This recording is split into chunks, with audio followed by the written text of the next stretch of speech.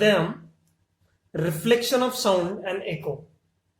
ठीक है, तो यहां पर हम बोलते हैं रिफ्लेक्शन। रिफ्लेक्शन क्या होता है कि अगर कोई साउंड वेव किसी सरफेस पे स्ट्राइक करती है और रिटर्न बैक कर जाती है into the same medium, this phenomena is called reflection. मतलब हम लिख सकते हैं कि व्हेन साउंड वेव या sound waves strike a surface and return back into the same medium,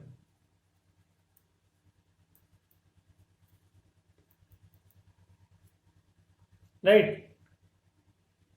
This phenomenon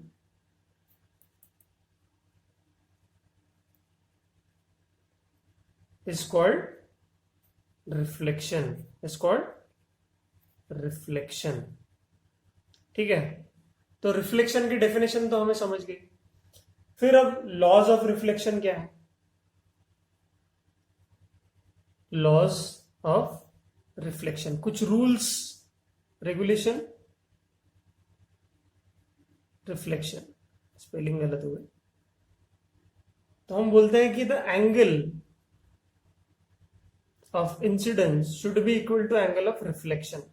जिस एंगल पे रेज इंसिडेंट हुई है उसी एंगल पे वो रिफ्लेक्ट कर जाएगी, सेम एंगल होगा। और दूसरी चीज यहां पर बोला गया है incident wave, the reflected wave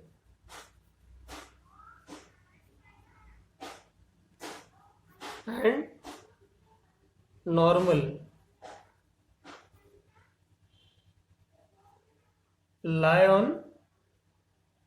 lie in the same plane। ठीक है, तो ये चीज आपको पता होनी चाहिए। तो इसमें क्या है करना है आपको, एक ऐसा वॉल या फिर रिफ्लेक्टिंग सरफेस लेना है। मतलब ये ऐसा खड़ा है, ऐसा परपेंडिकुलर टू दिस पेज। ठीक है, ऐसा है, एक वॉल है, वॉल यहां पर एक साइड से ऐसा बांसुरी जैसा एक हॉलो क्या लेना है, पाइप लेना है। दूसरे साइड से भी वैसा ही पाइप लेना है। ठीक, और बीच में यहां पर आप पार्टीशन वाली एक दूसरी वॉल डाल सकते हैं।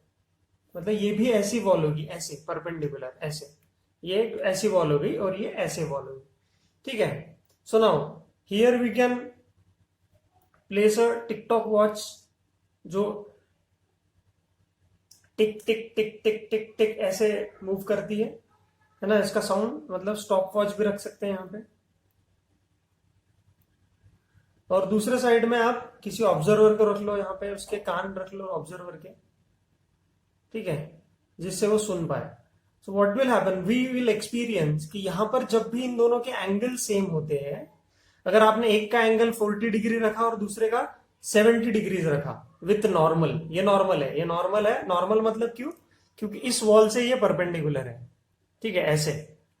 तो अगर यहां से वेव चली गई, इंसिडेंट वेव, तो ये यहां पर टकराएगी और यहां से बाहर निकल जाएगी। So whenever this is happening, हम ये बोल रहे हैं कि angle of incidence should be equal to angle of reflection. Angle of incidence should be equal to angle of reflection. समझ में आ रही है बात? तो अगर ऐसा हो रहा है तो आप इस चीज को इजीली समझ सकते हैं कि अकॉर्डिंग टू लॉ जब भी दोनों इक्वल है तब ही आपको रिफ्लेक्शन इजीली मिल पाएगा। और ये जो इंसिडेंट वेव और ये नॉर्मल और ये रिफ्लेक्टेड वेव एक ही प्लेन में चाहिए। एक ही प्लेन में चाहिए मतलब अगर ये हॉरिजॉन्टल प्लेन में है, ये दोनों पाइप्स, तो नॉर्मल भी इसी प्लेन में होगा। मतलब इसी प्लेन में होगा, मतलब ये एक ऐसा परपेंडिकुलर है, एक इधर जा रहा है, ऐसा नहीं चलेगा। They should lie on the same plane. Same plane में लाई करने चाहिए, ये बात आपको समझ में आनी चाहिए। ठीक है, so this was all about your basics of reflection of sound. ठीक है, फिर इसके एप्लीकेशन क्या है ये आप देख सकते हो कि ये angle of incidence is equal to angle of reflection था। सेकंड था कि incident ray wave, reflected wave and normal lie in the same plane, ये था। नेक्स्ट एप्लीकेशंस आते हैं, इसके कहाँ एप्लीकेशंस होते हैं हमारे पास? Application of reflection of sound. Applications कहाँ होते हैं? जैसे मैं बोलता हूं कि मेगाफोन्स, या उसको हम लोग बोलते हैं स्पीकिंग ट्यूब। यहां पर इसका उपयोग आपको होता है कैसे? जैसे आपने देखा होगा, ऐसा होता है हमारे जब गणपति विसर्जन के टाइम पे ऐसे या फिर होली में बजाते हो ना हॉर्न, या हॉर्न का शेप भी ऐसा ही होता है, या फिर पुलिस वाले यूज करते हैं क्राउड्स को हटाने के लिए। तो दीज आर ऑल मेगाफोन्स। मेगाफोन क्या करता है? अगर यहां से कोई पर्सन चिल्ला रहा है, ठीक है, यहां से कोई पर्सन चिल्ला रहा है, तो साउंड विल गेट रिफ्लेक्टेड और साउंड ऐसे बाहर निकलता है। तो यहां पे साउंड तो रिफ्लेक्ट कर रहा है, अंदर की सरफेस पे टकरा रहा है, ये टकराती है ये वेव्स और आगे निकल जाती है। तो वन डायरेक्शन में अगर हमें बुलाना है किसी को चिल्ला के, तो हम क्या करते हैं? हैंड्स को ऐसे क्लोज कर लेते हैं, ऐसे चिल्लाते हैं यहां से। ठीक है, so why this is happening? अगर हमें किसी दूर के इंसान को आवाज देना है तो हम हाथों को ऐसे स्कफ कर लेते हैं और ये जो गैप दिख रही है आपको, वहां से हम क्या करते हैं? वहां से हम चिल्लाते हैं, सो दैट आपके हाथों से रिफ्लेक्ट करके या सर्फेसेस से रिफ्लेक्ट करके साउंड आगे जाए। ठीक है, so this is what your megaphone is, जो रिफ्लेक्शन ऑफ साउंड पे वर्क करता है। ये आपने हमेशा देखा ही होगा, किसी भी स्पीकर का शेप ऐसा ही होता है। Second application is sound board. ठीक है, ये भी लॉज ऑफ रिफ्लेक्शन को ही फॉलो करता है।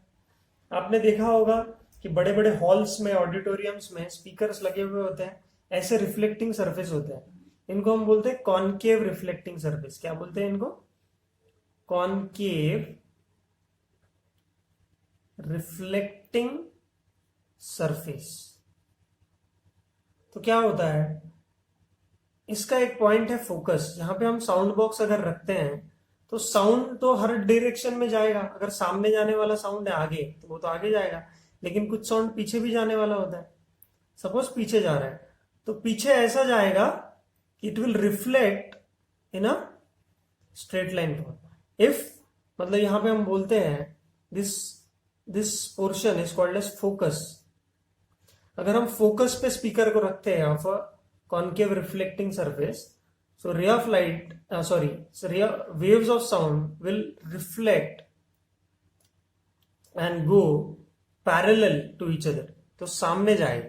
तो अगर आपने ऐसा कुछ सरफेस रखा है कटोरे जैसा, ऐसा साउंड बोर्ड ऐसा, और यहां पर इसके फोकस एरिया पे आपने स्पीकर रखा है, सो साउंड सारा फॉरवर्ड डायरेक्शन में क्या होगा? मूव करेगा। This is source of sound, source of sound. ठीक है, तो उसको हम, उस पोजीशन को हम बोलते हैं फोकस। ठीक है, आपने देखा होगा ये वाला फिनोमेना तो आपने लाइट में भी देखा होगा। गाड़ी के लाइट्स जो होते हैं, है ना, आप देखो फ्रंट लाइट गाड़ी का ऐसा ही होता है, अंदर से एक रिफ्लेक्टिंग सरफेस होता है और उसके बीचों बीच क्या रखा जाता है? बल्ब रखा जाता है। तो बीचों बीच लाइट रखेंगे तो आपने देखा होगा अंधेरे में लाइट कैसे जाता है? एकदम स्ट्रेट जाते हुए दिखता है। This is because of this reflection. समझ में आया? तो साउंड के एप्लीकेशन में आप ये चीज भी समझ सकते हैं। नेक्स्ट थिंग इज एको। अब